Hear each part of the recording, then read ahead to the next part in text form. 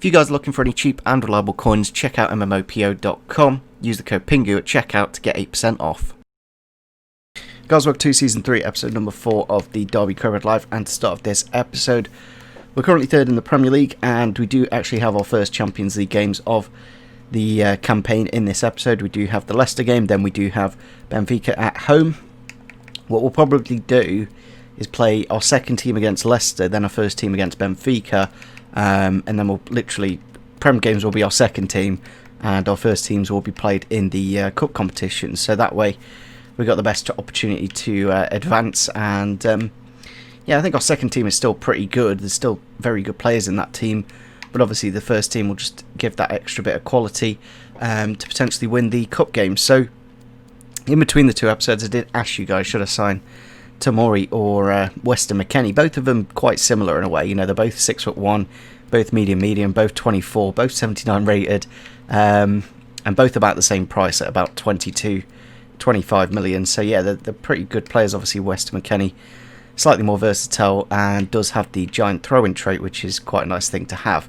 Yeah, in between the two episodes, I did actually add a few players to the shortlist, just as that next quality, really, like 83 plus rated players that we could potentially look at. One of those is John Stones from Dortmund.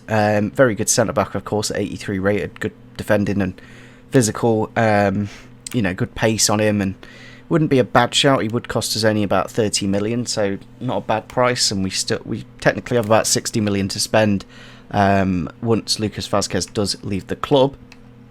Also added Sergio Ramos to this list. You know, in terms of Champions League experience, you don't get much more than Ramos, obviously winning the competition 4 or 5 times. I want to say 5. But yeah, ridiculous defending and defensive awareness and heading accuracy, and really good penalties actually at 92. It's probably his highest stat. The only issue about him is probably the pace. It's still okay. But it's one of those that, I don't know, I don't mind Sergio Ramos. You know, he'd be a good leader for the season. We don't actually have really a captain in the team, so I'm kind of tempted to have a look and see what kind of price and what kind of wages he'd be on. We do have Ruben Diaz here. He would cost us 45 million, but a really good centre-back, 84 rated and 25 years old. Same with Konrad Lema here from Inter Milan, would cost us about 45 million and is 25 years old. Obviously a lot more versatile than Ruben Diaz. And yeah, I think the right-back position's a bit of a funny one, because we've got Nacho Fernandez and Bogle to play there. But I think Lema's just that, you know, next quality player, and he could always slot into the central midfield as well. We do have Felipe here. Is 33 aged, but he would only cost us 18 million, which for a player that's actually got some good stats on him, you know, he's still got 86 strength, which is really, really good, 86 defensive awareness, and really good tackling stats as well. We do have Jordan Henderson here. Would cost us about 35 to 40 million, but a really good midfielder in that central defensive mid slot. Would just improve on Jason Knight by quite a bit defensively. And again, like most of these are really good leaders and players that will just help out. I don't know if leadership is a good trait to have. I don't know what it really does to the team, but I guess it'll do something. So yeah, that's why I've added the likes of Henderson and Ramos. I think I've added Koke as well. Again, would cost us about 50 million. Really good versatile player to have in the midfield. And the final player is N'Golo Kante, who's actually on 11 months left on his contract, and you could essentially get him for maybe 50 million.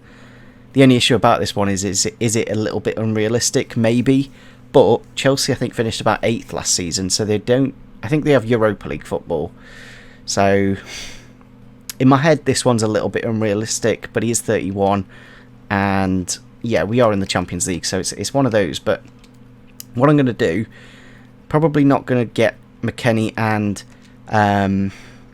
Tomori yet. We'll just wait and see what we get in terms of transfer offers. And there we go, we do get one from West Ham for Demarai Gray. I have added Van der Vaart and the other goalie to the loan list just to potentially get some game time for them. But yeah, let's have a look and see. I think did West Ham come in early? They came in for Jordan Ibe, didn't they? So it's a little bit odd that they're coming in for Demarai Gray as well. But it'd give us an extra, like, if we could get 38.9 million, you know, they're offering 32 already. I think we could potentially get to that next level. Then it'll just give us a really big chunk of money. And I'm not, you know, Demarai Gray's pretty replaceable of a winger. So what was it? It was. So I'll go for 38 on the dot, and hopefully, as you see, it goes all the way up to 100 million. But unfortunately, David Moyes, you know, I've only added, like, they offered 32. We've gone up to 6 million, and they've just gone, no, that's too much. But it's really, really odd how strict they are. And I think you kind of, I don't know, the maximum you can counter offer is an extra 5 million, which is a little bit odd. But yeah, I think the deals for McKennie and Tomori kind of need to be done now if we are going to do them, but I don't see them as improvements. That's the thing with Weston McKennie and Tomori. They're good players and we could develop them to the next level, but I think we've got players on the shortlist that are already that next level. You know, at the minute we've only really got Bielik as an 84 rated defender, so I think in a way Lamer would be the best option in terms of that player that will just help us both in the midfield and in the defence, of course. So we'll wait and see if we do get any offers for any of our players. But I'm not too fussed about Tomori and Weston McKennie. But we have a couple of offers here for Joe Rodon from Hertha Berlin and Bologna. So I think I kind of want to go. I'll do the money one first, because if we can get money, then that's better than loaning him out. Of course, it's a bit of a shame with Joe Rodon. I think he's a good player, but if we signed him at the start of the career mode, he probably would be in the team now. But those, you know, 2 or 3 ratings that he is a bit lower have kind of cost him. But I won't negotiate too much in this deal. I'm kind of sticking at 14.5, but we'll try and get it up to 15 million. Hopefully, that'll be that sorted. And there we go. We do get 15.5 million for a player that I think we only paid, going way back now. It might have been a straight swap for like someone like Waghorn. I really do not remember. Maybe one of you guys will remember. But yeah, we'll reject the loan offer. Just go for that money. And that extra 15 million just might unlock that next quality player. Ooh, this is what we wanted. I don't really want it, but at the same time I did want it. Artur Cabral from Spurs. You see, the 80 million there is what I'm looking for. We have to offer. They've offered 51. But I want 80 because he's that player, you know, he's our focal point in the team. It's such a shame that EA have completely messed up the managers, because it'd be nice to negotiate with Mourinho. But we'll go for 80 million on the dot. And as you can see, we go up to 142 million. They have gone to 66.9. I think my very minimum is 75. Because with 75 million, you could very easily get a, you know, an 84 and 85 rated striker. So we'll go to, we offered 80 before, so we'll go to 76. I think that's an extra 10 million on top of what they just offered. They're going to 68. It's creeping, it's getting there. If we can get the 75 on the dot.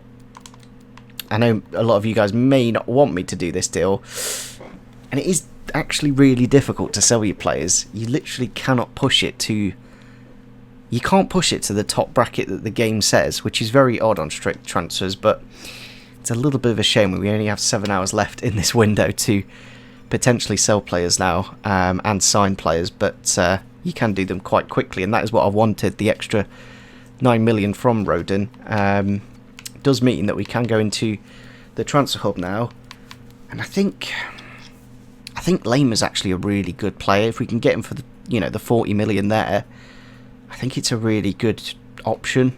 If you just compare with other players around the same rating, you know, he's cheaper than Koke, and he's essentially Koke, but 5 years younger, which is ridiculous.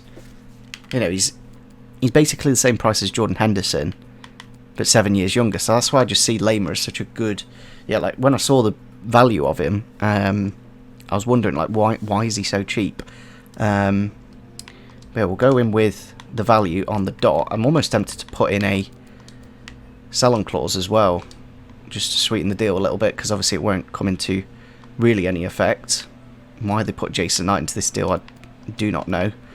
I'll go to 44 million.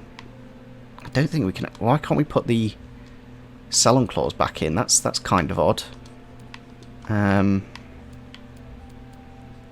really want to be paying much more than 50 for him. But obviously with not many hours left in the transfer window, it's kind of difficult to negotiate at this point. So we'll go for 49 million. We've still got 22 million to spend. But they're sticking to the 57. If we can get them for 50 on the dot, it does mean we can just get one more signing in after Lema. And they're going to need a little bit of time, which isn't great when you're on deadline day and you don't have much time to do transfers. But yeah, if we did sell Cabral, you know, Richarlison would probably be that player to replace him. We do have a couple of others on the shortlist as well. I do kind of like the look of this Felipe deal. I think he's still got a lot to offer in terms of stats and everything. 84 rated, of course. I just think Sergio Ramos will decrease too quickly. And his physicals aren't great already. You know, he's only got 71 strength, whereas Felipe has still got 86. So we will go in for Felipe if we can get that towards the 15 mark. Then that'll be great. I think he is on 12 months left as well. So I'll offer 15 million on the dot. I'll even, you know, I'll give him the 25% because realistically on a 33-year-old. And there we go. That's what I wanted to see from PSG. That's a great bit of business there for a very good centre-back. So we will negotiate for him, get him into the club, and then whatever remaining money we do have, and if you know, we can just put that into Lema and hopefully get that deal over the line. So I'll give him a crucial role. Obviously, it'll just increase the defence by much more of a rating, and that's what I kind of want from these deals. A little bit of a shame we couldn't sell Gray or Cabral, because it would just given us like 150 million essentially. But there we go. We do wrap up Felipe there for 69 grand a week. And as you can see, if we just put him into the team straight away, we just go to that next rating. You know, the defence just looks much more solid now. If we get Lema into that right back slot, then you're really talking about a Champions League quality defence. So this is very rare that they've actually accepted the terms. Normally when they say, oh, we need a little bit more time, it means no. But this time it's actually happened. I don't know if it's because it's deadline day and we're on a little bit of different rules, but we still have a little bit of money as well on top of, you know, we've got a good 6 million there. It really does depend what his wages are, though. That may go down to about 5 million. I was kind of hoping that they'd offer the wages, to be honest, but we'll go for something like that, I think. Yeah, I don't want to mess this deal up too much. We're still saving in terms of wages by quite a bit.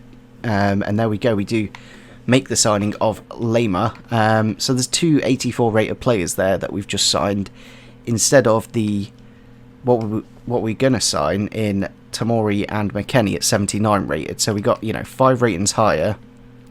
I understand Felipe's not as young and not as great as potential and probably not as good value, but I think in terms of this season, it's just about getting those really, really good players in and increasing the quality of the team. So we've got 5 hours left in the transfer window to see what happens. I'd be kind of annoyed if we did get a big, yeah, we're going to just reject this for Jason Knight. He won't be going anywhere. So if you have a look at the team now, as you can see, we've got Lema in the right back slot. We can obviously move into the CDM slot as well. So we'll look at where his best position is, of course. But yeah, the defence just looks way, way better now that we have got both Felipe and Lema into the team. Obviously, it just means we've got that same calibre of defender as Bielik. And yeah, Max Lowe's one of those that will develop throughout the season. Same with Jayden Bogle. Very good going forwards, but defensively, I just didn't think he was good enough. So that's why I've brought in Lema again. Jason Knight, not that great defensively, but we could always put Bakayoko into the team to get that rating up. So yeah, I think in terms of signings, we've done really, really well with the money that we did start with. I think we started with 80 million. We've brought in Mason Mount, we've brought in Felipe, Lema, Handanovic, Chukwueze, and there was 1 or 2 others. Obviously, we got the pre-contracts as well, Van der Vaart as well, and Gulam. So I think in terms of what we had for money, we can actually have a look, can't we, in terms of what we spent in this window. on this little option here. Ooh, transfer offer for Aaron Ramsdale. Now that we do have Handanovic, it's about what you can actually get for the player, though. It says I can get 52.9, but in the majority of these deals, I've not really been able to negotiate the transfer them much more than about 5 million. Higher than what they've offered, obviously, so we'll go in. Ideally, I want the 52, but I don't think I'm going to get 52. So I'm kind of tempted to do just that, just for 40, which is still a lot of money, but unfortunately they're sticking to 35.5. I'd even be tempted to do that, because then we could just bring in like a Mendy. But yeah, that even like 4 million more than what the value is, it's super difficult to actually sell players, which is really odd, but I guess that's just what strict transfers does. Transfer offer from Lazio, João Pedro included in the deal plus 8 million. I don't think this deal will even be done because there's only 1 hour left in the window. But we'll go negotiate. I don't want João Pedro because he's just too old and not very good rated, so we'll have a look and see what we can get financially. And maybe this deal will get done in January, but if we can get, 37 million, I guess that'll do. They've just stuck it in. I don't even know what he's worth. So they've offered 36.5 million, but I don't think this deal will get done, because the second I press advance, the window gets over, and then that deal gets cancelled. So it's kind of frustrating that the way the game works, but I guess it's realistic with real life. Late deals do happen. Yeah, I think that is pretty much, as you can see, the agreement's broken down because the window has now closed. So I think we've done some really good business. If I do go over to the transfer history, I can go to my club and we'll sort that by value. So I think Gulam and Fernandez, really good quality defenders, about 80 rated, and will just give us that bit of cover. Loaning out the likes of Delap, Dario Biaio, good for next season potentially. Handanovic in goal, brilliant goalkeeper on loan. Ridiculous that we're basically paying nothing for him. Buchanan and Whittaker, Buchanan, Duncan and Whittaker, just not quite good enough, so we've sold a couple and loaned him out. Capaldo, we bought him on a free last year for nothing, and we've managed to get 6 million. Cabango again at about 71 rated, just not quite good enough, but again 7 million's a great amount of money.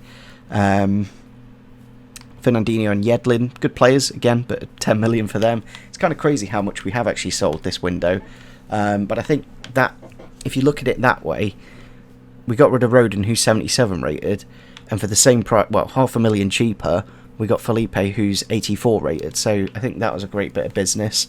Both Bogle and Chukwueze for around 20 million, both 22, can grow. Sold Vasquez and Jordan Ibe, of course.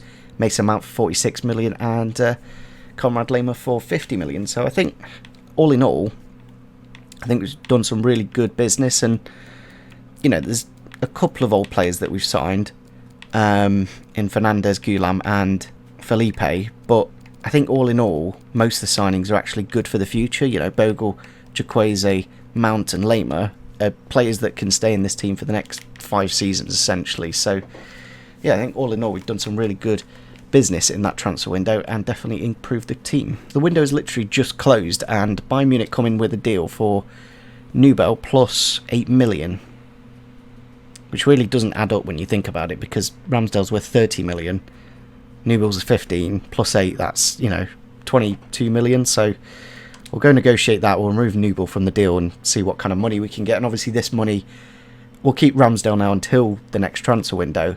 But it will give us money for that next transfer window, and that's probably what we could look at. We could also look at maybe a swap deal. Could he give us a Richarlison? I wouldn't mind this Nori guy, but then again, is he good enough at 76 rated? It's probably not really worth putting him in, so we'll just remove the exchange player, put this up to 38 million. It's still, I'll even go 39, and hopefully Bayern Munich. Yeah, they have actually put that guy in, which I'm kind of interested in. And that's kind of towards the value of Ramsdale. So I wouldn't mind this left back, because I'm not too sure how long Goulam's going to be usable for. But it's, you know, trying to get the Goulam out in January is going to be the bit of an issue. I do kind of want this left back though, but at 14 million it's one of those where I could just sell Ramsdale and buy him if I really wanted him. So I guess we'll just do that. We'll go in with 37, 38, 37 actually. And hopefully it'll give us 40 million for the next window. And there we go. That has been accepted by Munich. Obviously Ramsdale could potentially grow by 1 or 2 more ratings, but a goalkeeper is one of those that I don't particularly want to be spending that much money on. And if it frees up money for the next transfer window, it just means we, you know, once potentially we're qualified in the Champions League, you know, Van der Vaart can go to the backup goalkeeper role, and we can invest that 40 million in essentially whatever we need. But yeah, I think all in all, we've done really well in this transfer window. We've kind of thinned the squad as well. I think it's slightly thinner. But it's just trying to keep all the players happy, of course, and that's why I've got the first team and the second team now, to potentially look at that. So we do need to remove Bielik from this team. I think we'll put Fernandez there, and then Bogle goes into right back. And then we'll put Jason Knight there, because I think I'm going to play Bakayoko in the first team, just for those first Champions League games, just to make sure we do get the results we need. There we go, we have sold Ramsdale. It's given us extra 32 million to the budget. So if we just look, I don't think it'll get added until the next transfer window. One thing I could look at is actually contracts for our current players, because there's a few players, if you do look on the squad hub, that do have a down thumb. What's it called? A thumbs down. There we go. But yeah, as you can see, Ramsdale's one of those, but obviously will be leaving. But the likes of, you know, maybe a Bielik or a Bird or something like that. You know, Bird's only on about 13 grand a week, which is a bit ridiculous for an 83 rated player, but I've kind of got away with the contract that he's on, and grown him by quite a bit. So what we'll be doing for this next game against Leicester is actually playing our second team, and then we'll play our first team against Benfica in the Champions League. So it'll give us an opportunity to rotate the team a little bit, which is good to see. I guess we could put some, you know, much better players on the bench, because especially like the likes of Lamer, I think would be okay, because they've got 93 stamina. I don't see much of an issue, so I kind of want to give them a go in the team, and, you know, it'll just make our team that little bit more solid. Obviously Riaz doesn't exactly have the best of match sharpness at the minute, so I don't want to put in too many. You know, Goulam's not looking great, but I guess we'll put him in for the time being. Same with Harrison, but I don't know if it's worth putting Danny Ings in, because he's got that extra bit of, you know, he's got a +5, whereas Batshuayi's only got a +4. So I think I'll also put Handanovic in goal, just to get his match sharpness up, because obviously at goalkeeper it's not too much of a concern fitness. Yeah, I think we'll go in with that kind of team. Here we are then for the game against Leicester City. It is technically an East Midlands derby. Yeah, let's have a look at the team for today's game. Obviously we've got Lamer in for his debut. One thing I've not actually looked at is kit numbers. We'll probably do that after this game, or in between the two episodes. But yeah, I think just the versatility of Lamer is what I liked. You know, he's essentially what Weston McKennie was, but 5 ratings higher.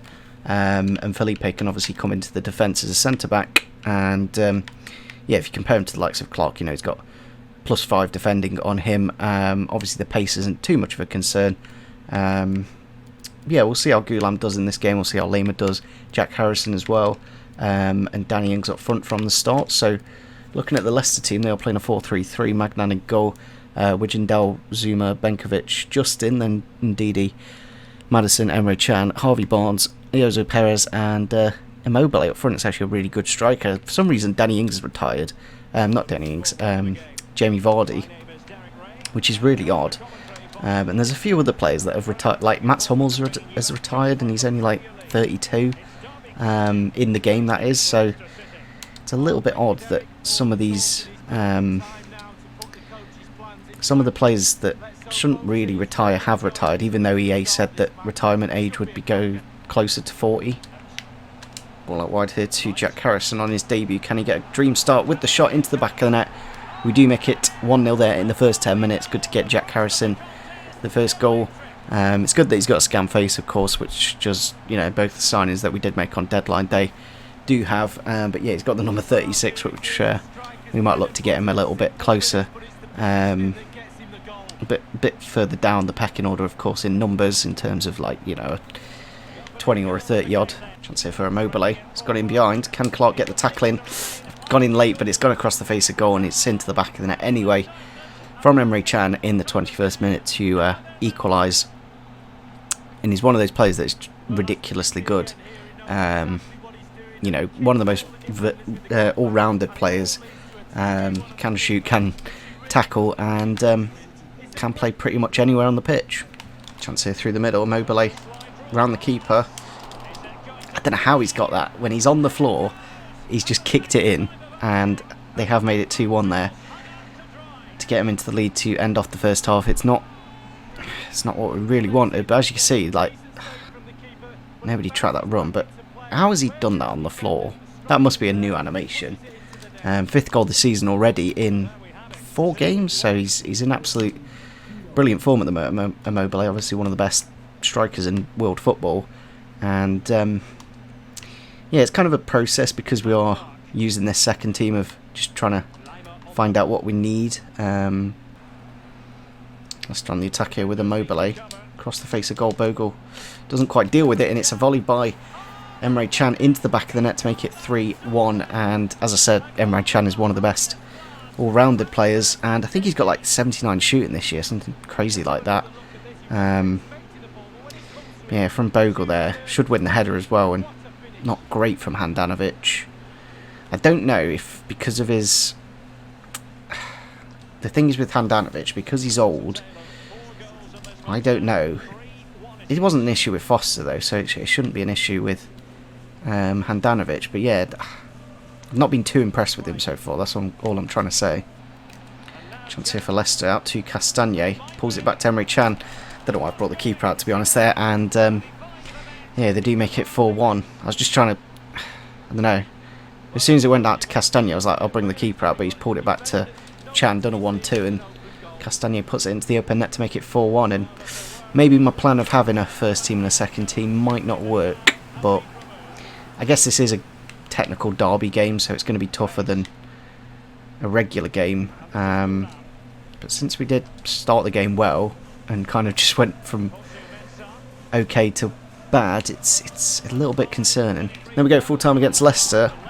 I know a few guys wanted me to increase the sliders, but I don't want to because it's already hard enough. And when I do win games, I do play really well, and that game I just didn't play that well. And obviously using a second team, did kind of struggle. The likes of no Cabral, no Mount, really does make a difference. Ooh, new graphics here. I don't know if I'm allowed to play the music. As long as I keep talking over this, I guess we won't get copyright striked, hopefully. So I'll just keep talking while these graphics come up. But yeah, we're in the Champions League. What a treat. We do have a transfer offer for one of our youth players. There you go, take him. Literally, I couldn't care less of the youth players. I might not even look at objectives this season and just play the game, and hopefully we tick some off. I don't know if that one, there was avoid 10 defeats or something. Get 10 games without a defeat. It's such a, I don't know, just such a vague one. But we need to reach the quarters, get in a Europa League spot. We do actually have to finish semi-final in the FA Cup, which is a bit of a challenge. But we'll have to wait and see how we do get on with that. But let's see how we do in our first Champions League game of this career mode against Benfica. The way I see the table at the minute is probably how I see it ending. I can see us beating Benfica, I can see us beating Victoria Plzen, but I don't see us getting any points from Inter Milan, because they just have some incredible players like Lautaro Martinez and Gabriel Jesus. But the reason we did rest our first team, although the second team still has full fitness, so I guess we could do back-to-back games a few times, but I just thought I'd try it out. But the reason we did rest up the team was basically so we got a really good team for this game against Benfica. So we'll have to wait and see how we do, of course. It's just off that music. I can't play much of it because of copyright. And I don't want to get this video taken down. So looking at their team, they do have the 4-4-1-1 formation with the Greek goalkeeper, which I'm not even going to try and say his name. Bit of a shame that Yedlin isn't in the team, because obviously we did sell Yedlin to Benfica, but they do have Jan Vertonghen, Vezo, Conti and Taravas. Then they've got Goncalves, Santos, Gabriel and Everton, probably their best player, Everton, on the left mid. And then Pedrinho and Nunes up front. I think he's quite a tall target man. But yeah, I'm quite confident with the team that we do have. One question I do have for you guys is actually, do we play Handanovic against Inter Milan? Because obviously he's on loan, and I think we'll probably put Ramsdale in, because realistically he won't be able to play that game. In real life it just wouldn't happen, so let's try and keep this as realistic as possible, and obviously it'll give Ramsdale a chance to impress against Inter Milan, and if he keeps a clean sheet against them, maybe I keep him in goal, and maybe we shouldn't have sold him to Bayern Munich, but I just felt goalkeeper's one of those that you can quite easily replace. We've got like Edouard Mendy and Dubravka on the transfer list, and they're only about 10 or 12 million to spend for a really good goalkeeper. So yeah, let's see how we do in this Champions League campaign against some pretty good teams actually. Benfica, one of the best in Portugal, and Inter, one of the best in Italy. Chance here through the middle, but Bakayoko does read it. I just think for these much more difficult games, I think having a Bakayoko in there, instead of Jason Knight, who only is about 68 defending, will just make us a little bit more solid, and hopefully this gives us a base to build upon. Camped on the edge here, chance for Gabriel to shoot, pulls it back to Nunes, but a good save from Handanovic. It's probably about his first of his career so far, and it's his sharpness is definitely a factor, but that is a really good save from the Slovenian, I think, or Slovakian. It's one of the two. Chance here for Josué to use his pace. I don't think Santos is too fast, and as you can see, we have powered away from him. Can he get the shot off now? Yes, he can, and it is into the back of the net for our first Champions League goal of the career, and I think Derby's first Champions League goal since about 1975, if anyone wants to do the math on how long that ago was. It might have been 76, but yeah, in the 70s anyway. It's good to see Kamil Jozwiak, obviously one of the original players that have started the career mode with us, and it is kind of odd that Jozwiak and Bird have got to like 83 and 84, but Knight and Sibley are still below 80 rated. It's kind of odd to see. I'd love to know why, because especially Knight, because Knight's played as many games as Bird. So it must be those defensive stats, and that's why I converted him to a CDM, in order to get him a high rating. Good tackle there from Bakayoko, and that's exactly what I wanted when I put him in for Jason Knight. I just feel that Knight is a little bit exposed at time. Can Josué get on the end of it? He can, but a good save from the Greek goalkeeper to prevent the goal and to give us the corner. Want to mount here. Cross to Bird. Can he get through this defence and get a shot off? I'll lay it off for Cabral with the first time shot, but maybe could have taken a touch or two there with Cabral. But we're doing quite well against Benfica so far. Benfica on the attack here now. Got to be careful, because on ultimate difficulty literally any shot goes into the back of the net. There's off time then against Benfica in this first Champions League game. It's still pretty end to end, and I can see Benfica getting back into this game, so do need to be very careful. I love the fact that we signed Lema, because he just has that bit of quality, and if we ever do need to be, we can obviously bring Fosu Mensah into right back and move Lema into the midfield, or we've got so many options now, which is really good to see. Chukwueze inside here to Bakayoko. Can he dink it to Jozwiak? He can indeed. Back to Mount through his legs, and hopefully with a shot to make it 2-0. But the keeper does make a great save there, and that's going to be a common occurrence in this Champions League campaign, because these goalkeepers are just that next level. but he's not going to save that from Kamil Jozrek, and we do get the second goal, and it is a really important goal because you need to win the home games if you're going to go through to the knockout stage, and then maybe pick up, we'll hopefully win both games against Victoria Plazan.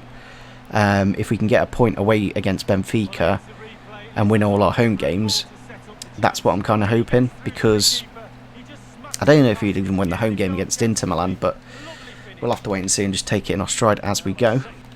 Nunes with the ball. Good interception though from Felipe, and that's why we got to him, for that defensive quality, and now we have the chance to counter-attack. If I can slip this ball, it's going to have to be a wonder ball to Cabral with the shot and into the back of the net.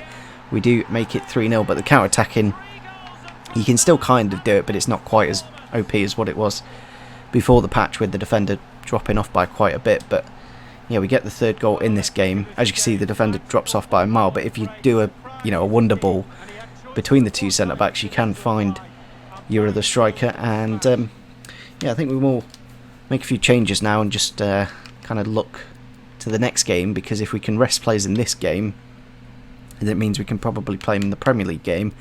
I'm not too fussed about the Carabao Cup, of course. Cabral with a lot of space to run into, and when you do make it like 2-0, nearly made it 4 there, just come off the crossbar. Now with the shot into the back of the net, we do make it 4-0, and maybe it'll come down to goal difference. So when we're in these games and in the driving seat, you kind of do need to put the pressure on and hopefully get as many goals as possible. Probably, I don't know who I want to rest, to be honest. We've got Bakayoko's actually been really good this game.